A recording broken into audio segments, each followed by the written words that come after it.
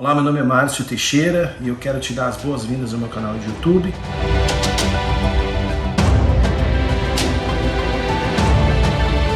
No vídeo de hoje eu vou estar falando sobre uma das tradições mais solenes na fé cristã, que é a ceia de Jesus, onde os elementos do vinho e do pão são compartilhados por aqueles que creem em Cristo.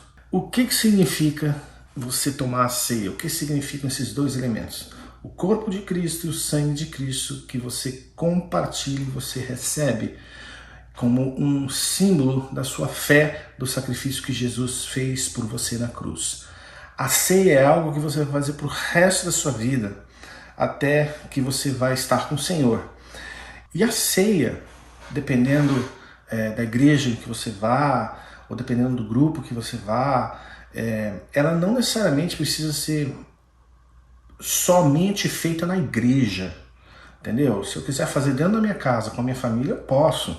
Se eu quiser fazer com um grupo de amigos, onde eu vou me sentar e a gente vai ler a Bíblia, e a gente vai partilhar do vinho ou do suco de uva e do pão em lembrança do que Jesus fez, eu posso, tá? Isso não é uma coisa que me é proibido, de jeito nenhum.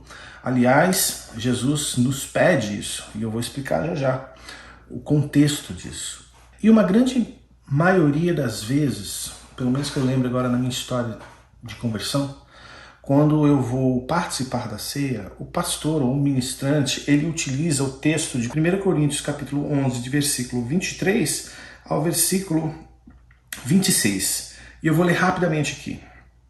Pois eu recebi do Senhor o que também vos ensinei, que o Senhor Jesus, na noite em que foi traído, tomou o pão e, tendo dado graças, o partiu e disse: Isto é o meu corpo que é entregue por vós.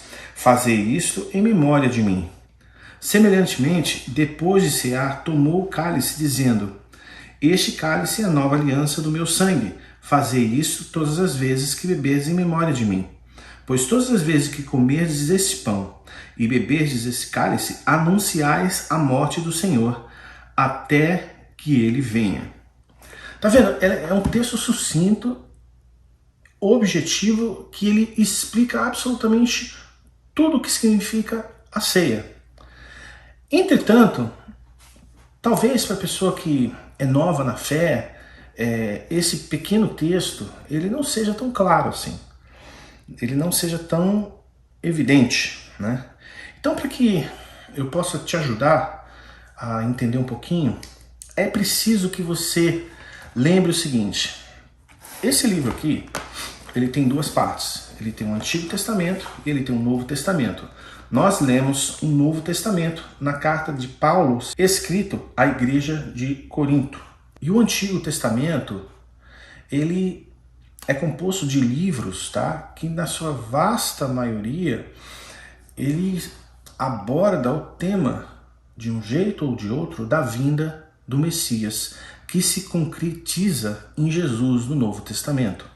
Então, Jesus é a revelação completa do Messias que era descrito no Antigo Testamento. E a ceia que a gente está falando aqui, ela tem uma origem judaica, ela tem uma origem na história de Israel. E é muito bonito e é muito interessante que você entenda a ceia como a gente toma hoje, que ela tem origem lá atrás no Antigo Testamento. E para isso a gente tem que voltar na história, voltar no tempo, para a gente aprender o que isso significa.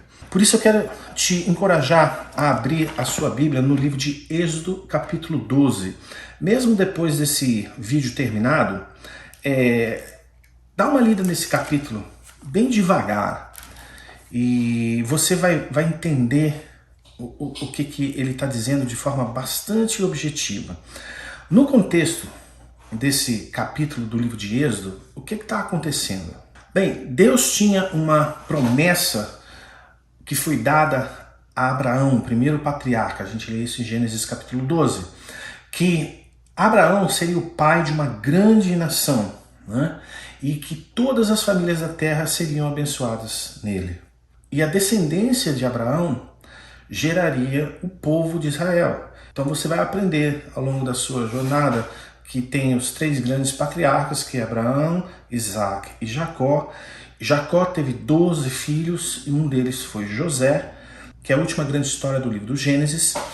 Esses 12 filhos de Israel formam as 12 tribos de Israel, que no período de José foi vendido como escravo pelos irmãos, gente boa essa turma, e ele se tornou, depois de um tempo, ele se tornou o segundo homem mais importante do Egito. É uma história maravilhosa que eu convido você um dia a ler. E Deus tinha um propósito nisso. Por quê? Porque haveria uma grande fome no mundo e Deus deu a José a estratégia de preservar não só a nação do Egito, mas principalmente a nação de Israel, que eram os seus irmãos naquela época. Então os irmãos migraram da terra de Canaã para o Egito e ali eles ficaram vivendo.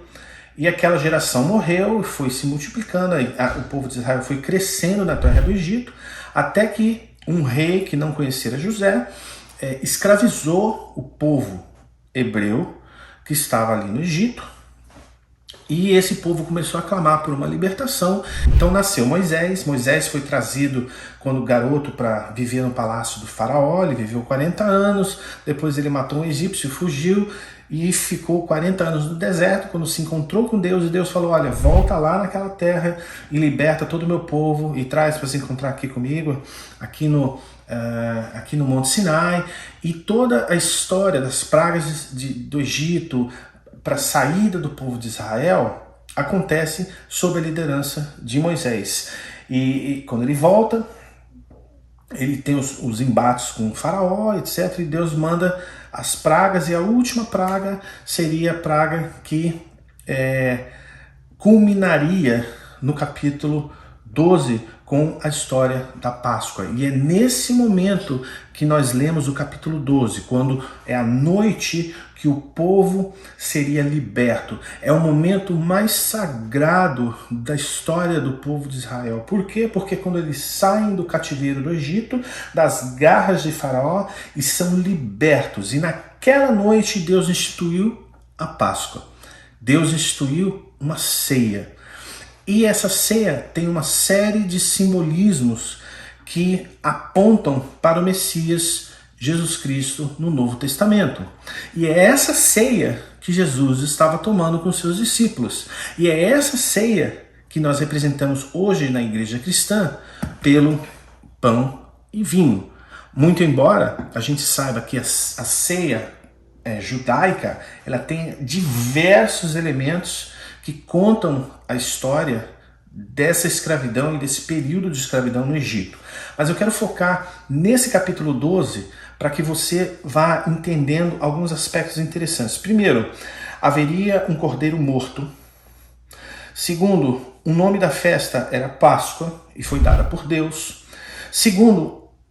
Terceiro, Deus instituiu que essa celebração fosse uma celebração perpétua, ou seja, em todas as gerações, até hoje, é uma ordem que Deus deu que a ceia pascal ela aconteça num determinado dia de um determinado mês. Nessa noite da ceia pascal, Deus ordenou que o sangue do cordeiro que havia de ser morto fosse passado nos umbrais das portas. Por quê? Porque o anjo da morte passaria por sobre a terra do Egito, e quando ele visse o sangue sobre as portas, as pessoas que estavam ali dentro, e o primogênito principalmente, estariam protegidos e não seriam mortos, tá? E, acima de tudo, e o mais importante, é que era imolado um cordeiro sem mácula. Ou seja, um cordeiro era sacrificado em todas as famílias, todas as casas. Lá no Egito, Deus deu essa ordem. Leia aí comigo no versículo 6, por exemplo, do capítulo 12. Vós os guardareis até o 14º dia desse mês, quando toda a assembleia da congregação de Israel o matará ao crepúsculo. Matará quem? O cordeiro. Crepúsculo é o pôr do sol. Veja o nome da festa no versículo 11. Assim o comereis. Quem? O cordeiro. os vossos lombos cingidos, os vossos sapatos nos pés e o vosso cajado na mão. Comê-lo-eis apressadamente. Essa é a Páscoa do Senhor.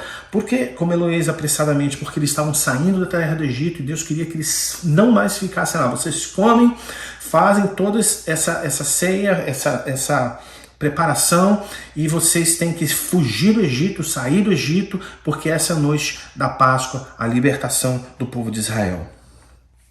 Veja no versículo 14 que Deus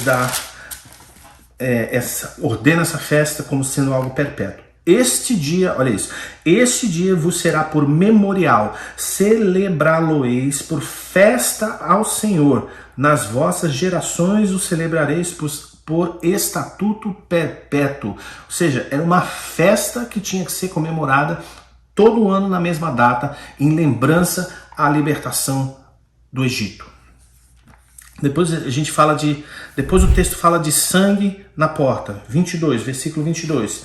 Então tomai um molho de hisopo, molhai-o no sangue que estiver na bacia, e marcai a verga da porta e as suas ombreiras com o sangue que estiver na bacia.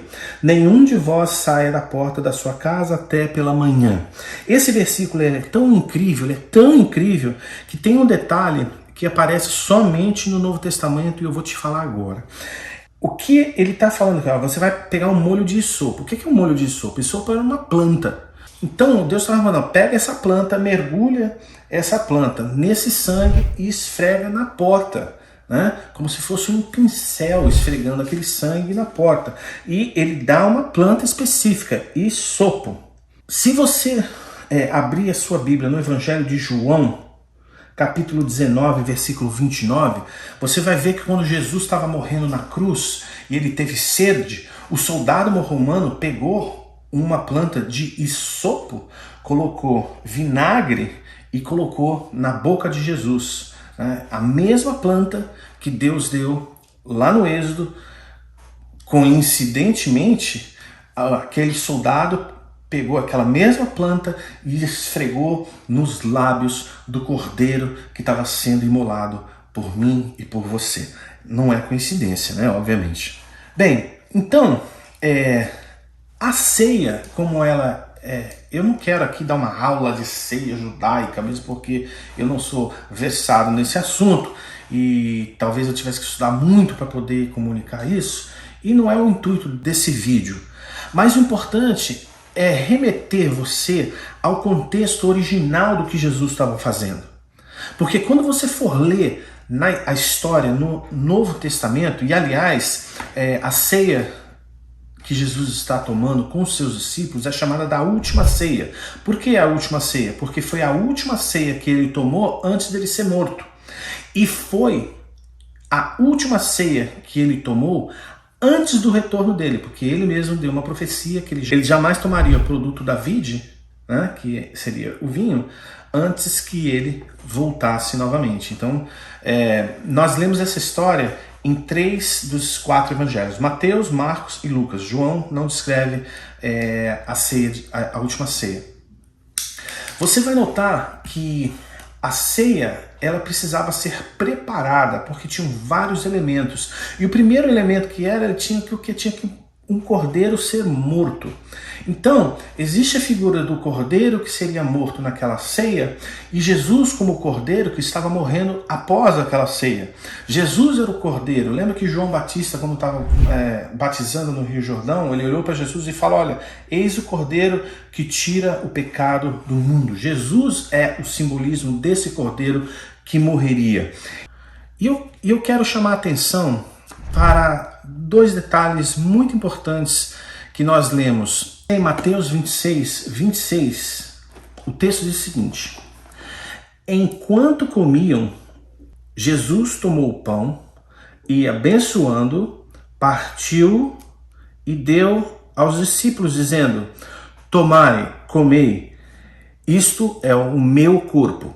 Ou seja, esse pão que foi partido por Jesus era um símbolo do seu próprio corpo que seria moído, sofrendo na cruz do Calvário, que seria dado por nós para perdão dos nossos pecados. Então, quando você toma o pão e você o ingere, você está declarando que você aceitou aquele sacrifício que Jesus fez por você e você declara isso de volta para o Senhor. E perceba que a Bíblia ela é específica em dizer enquanto comiam. O que isso significa? Significa o seguinte: a ceia pascal ela tem um início e ela tem um final. Então, durante a ceia, em algum momento dessa ceia, Jesus pegou o pão e partiu. Certo? Legal. Agora deixa eu te mostrar um detalhe muito, muito incrível que aparece no livro de Lucas. Em Lucas capítulo 22, versículo 20, nós lemos o seguinte: semelhantemente, tomou o cálice depois da ceia, dizendo: isto é o meu corpo que por vós é dado, fazei isto em memória de mim. E eu quis frisar o fato de ser depois da ceia. Por que eu quero enfatizar esse depois da ceia? Bem, existe um estudo mais aprofundado que eu vou fazer outro dia, não agora, mas eu vou dar uma pincelada para te explicar o que isso significa. A ceia pascal ela é composta de uma ordem. Você vai tomando, você vai comendo os elementos em ordem, tá? E existem, em alguns momentos cruciais dessa ceia, alguns copos, algumas taças de vinho que são tomadas, que eram tomadas e são tomadas, tá? Existem algumas correntes que falam que eram 3, outras que eram 4, depende da época, se era antes ou depois da Babilônia, não importa. O que importa é que existiam copos de vinho e cada copo de vinho representava algo específico, simbólico, que tinha uma conotação diretamente ligada ao sofrimento de Israel e à sua libertação das garras de Faraó e da escravidão no Egito.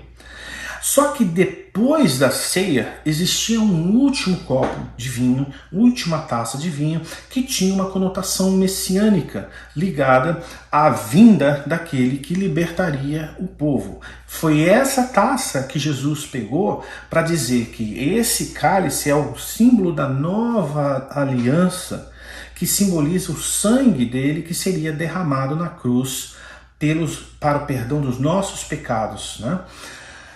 Bem, esse aqui é uma taça de vinho, estou tomando uma taça de vinho aqui, mas nas igrejas, muito provavelmente, elas não vão servir vinho, elas servem um suco de uva, que também é um produto da uva, né? E a razão pela qual elas não servem o suco de uva, e eu também não estou aqui instigando para você tomar o vinho, é que eu não tenho suco de uva em casa, então eu peguei o vinho. E a razão para isso é porque as igrejas querem preservar de que, se porventura existam pessoas na audiência que tenham problemas com o passado de álcool ou estejam lutando com problema de álcool, uma gota disso aqui pode desencadear um problema muito mais sério. Então é preferido utilizar o suco de uva para proteger esses irmãos.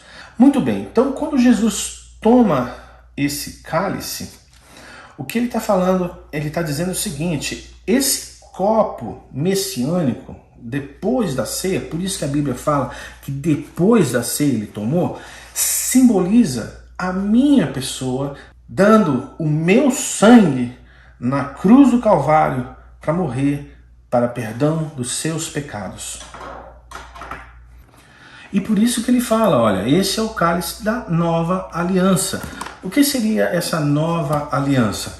Bem, no Antigo Testamento, a aliança que Deus havia proposto era através da morte de um animal para perdão dos pecados. A nova aliança propunha que Jesus, como cordeiro que tirava e tira e para sempre tirará o pecado daquele que confessa, né? Ele seria a nova aliança, aliança para com Deus e o homem. Foi Deus quem ofertou Jesus. Foi Deus que enviou o seu Filho. Por isso João 3,16 diz, porque Deus amou o mundo de tal maneira que deu o seu Filho para que todo aquele que nele creia não pereça, mas tenha a vida eterna. E eu falei no início desse vídeo que era uma das coisas mais solenes que você faz na sua caminhada com Cristo. Lembra que eu falei isso?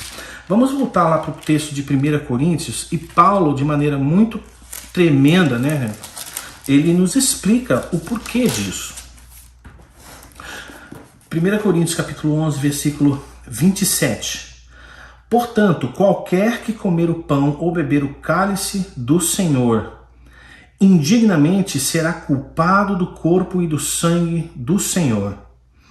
Examine-se o homem a si mesmo antes de comer este pão e beber deste cálice.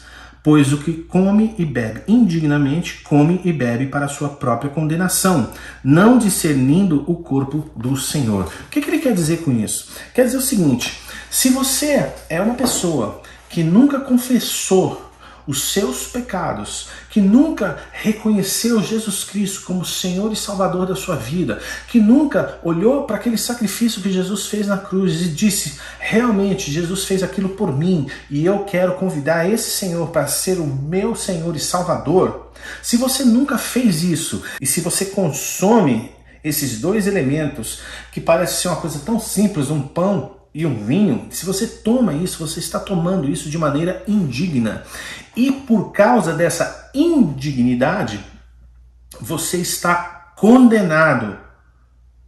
Exatamente, você está em pecado. E esse pecado e esse ato de consumir esses dois elementos, ele é uma prova cabal, inequívoca, incontestável de que você jamais entendeu o sacrifício de Jesus na cruz.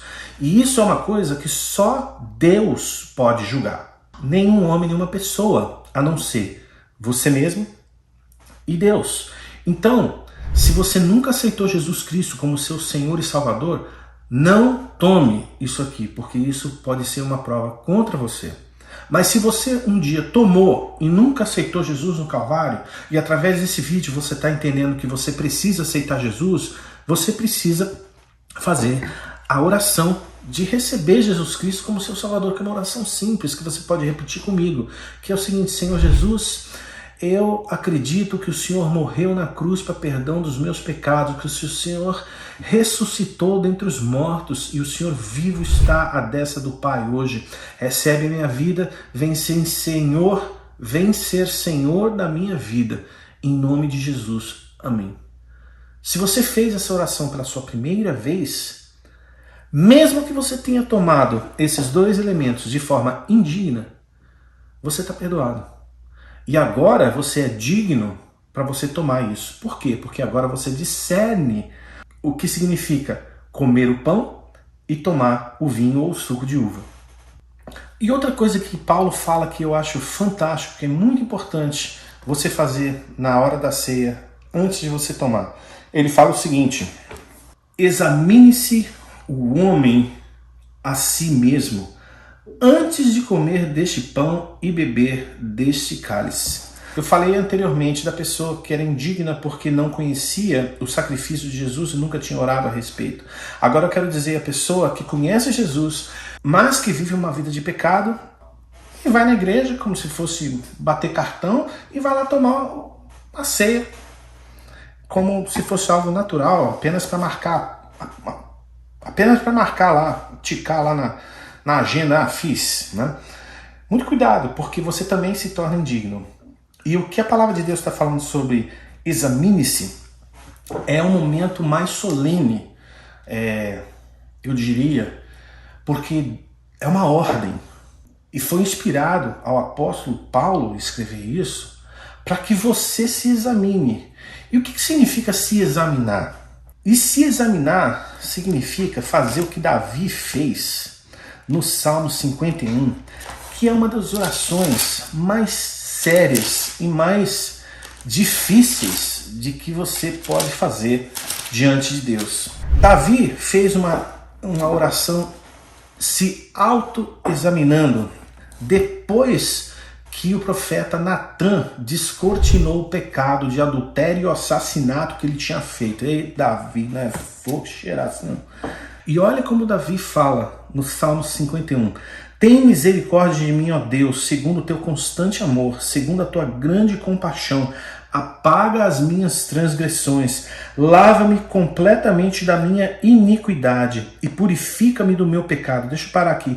Iniquidade, o pecado de iniquidade é um pecado que existe no coração. Ninguém consegue ver a não ser Deus. Deus vê o meu pecado de iniquidade e o seu pecado de iniquidade. E olha o que Davi está fazendo, está escancarando, dizendo, olha, lava-me completamente da minha iniquidade. Por quê? Porque ele tinha escondido o pecado dele no coração dele, para que ninguém soubesse, ele ocultou tudo. E aí ele vai falando, pois eu conheço as minhas transgressões, e o meu pecado está sempre diante de mim. Contra ti somente pequei, e fiz o que é mal diante dos teus olhos. Isso é uma oração examinatória, é uma oração autoexaminatória. Olha o versículo 6. Certamente tu amas a verdade no íntimo, no oculto me fazes conhecer a sabedoria. Olha esse próximo versículo. Purifica-me com hisopo e ficarei puro. Lava-me e ficarei mais alvo do que a neve. Faz-me ouvir júbilo e alegria. Regozijem-se os ossos que tu quebraste. Versículo 9. Cria em mim, ó Deus, um coração puro e renova em mim um espírito reto. E ele vai lendo. E ele vai se abrindo para o Senhor, confessando, sabe? Deus sabe o nosso coração, Deus conhece os nossos pecados, Deus sabe quem você é, Deus sabe quem nós somos. Não adianta a gente querer se esconder, não adianta a gente querer, com as nossas práticas religiosas, querer esconder de Deus quem nós somos descortinados diante de Deus. Eu vou te falar uma coisa que é muito engraçada, que eu experimentei, que foi muito louco, foi uma libertação na minha vida, porque a Bíblia diz que todas as coisas estão nuas e patentes, né, diante do Senhor, ou seja, nada é escondido diante do Senhor. E uma das experiências mais tremendas que eu tive, eu não estou querendo incitar você a fazer isso, mas estou falando que eu fiz, que eu tive a oportunidade de fazer algumas vezes na minha vida. Sabe o que é? É orar peladão, cara. Eu entro no meu quarto, fecho a porta lá, fecho a janela, sou eu e Deus, tiro toda a minha roupa e começo a orar. Gente, é uma coisa tão louca, porque a tua mente fica, você tá doido, você tá fazendo isso. É uma luta interna, mas no fundo é assim que Deus me vê. É assim que Deus olha para mim e enxerga a minha vida, sem nenhuma reserva. E eu orava e eu me quebrantava diante do Senhor, porque nada podia ser oculto e nada é oculto diante do Senhor. Então, quando a Bíblia fala examinai o seu coração, antes de você tomar a ceia, é exatamente isso. Descortina diante do Senhor tudo, para que você não seja achado indigno de tomar esse simples pão e esse simples suco de uva, ou vinho, né, no caso aqui. Porque Deus nos conhece. Então, que esse vídeo de ceia seja uma lembrança para você. Não é uma tradição. E eu quero voltar para algo tão lindo que Jesus falou em Lucas 22, versículo 19. Jesus fala uma coisa tão linda, cara, tão linda. Era noite em Jerusalém. Era a festa da Páscoa. Jesus estava reunido ali em Jerusalém com seus discípulos. E ele sabia que logo ele estava indo para a cruz, ele seria preso. Ele fala uma pequena frase que eu queria te encorajar.